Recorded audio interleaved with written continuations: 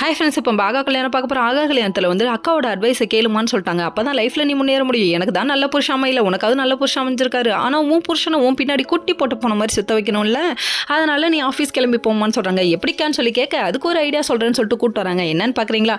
இன்னொரு பக்கம் வந்துட்டு அனாமிகாவும் நம்ம காயத்ரி பேசலான்னு சொல்லிட்டு தனியாக வந்து நிற்கிறாங்க. இவங்க ரெண்டு பேரும் கூட்டு சனியா நல்லா வருவீங்கப்பா அப்படிங்கிற மாதிரி ஆயிடுச்சு.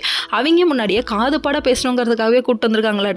அதாவது விஜய், ஐஸ்வர்யா, மகா 3 பேர் நின்று பேசிட்டு இருக்க அதை கேட்குறாங்க. அதை இவங்க காது பாட கேட்கணுங்கிறதுக்காக தானே இவங்க பேசுறது. ஏன்னா ராஜலட்சுமியை ட்ரிகர் பண்ணி விட்டா மட்டும்தான் ராஜலட்சுமியை வந்துட்டு ஓகே சொல்லுவாங்கல்ல. அதை தெரிஞ்சுக்கிட்ட ஐஸ்வர்யா பாயிண்ட்டை கப்புன்னு பிடிச்சிட்டாங்கப்பா. நல்ல டைனிங் டேபிளில் உட்காந்து சாப்பிட்டுட்டு இருக்கும் போது அத்தை உங்கள்கிட்ட ஒன்று கேட்கணும்னு சொல்லிட்டு மகா சொல்கிறாங்க. சொன்ன உடனே என்ன விஷயம்னு சொல்லி கேட்குறாங்க. கேட்டதும் போது ஆஃபீஸ்க்கு போகிறேன் போயிட்டு வரட்டுமான்னு சொல்லி கேட்க, நீ போயிட்டு அங்கே வேலையெல்லாம் யார் செய்யறதுன்னு காயத்ரிக்கு கோவம் வந்துருச்சு. ஏன் மகா வேலைக்காரியாக வச்சிருக்கீங்களான்னு சொல்லி கேள்வி மேலே கேள்வி கேட்டாங்க நம்ம ராஜலட்சுமி. அடேங்க அப்பா, இப்போதான் மகா மருமவன் தெரியுதாப்பா, அடுத்தவங்க கோவத்துக்காக நீங்கள் பாராட்ட வேணாப்பா, கொஞ்சமாவது நல்ல மனசோடு இவங்க போயிட்டு வான்னு சொல்லுங்கப்பா அப்படிங்கிற மாதிரி ஆயிடுச்சு. அதுக்கப்புறம் கடைசியில் ஒரு வழியாக நீ கிளம்பு மகான்னு சொல்லிட்டாங்க. எப்படியோ நமக்கு நம்ம காரியம் நடந்தா சரி அப்படின்ட்டாங்க.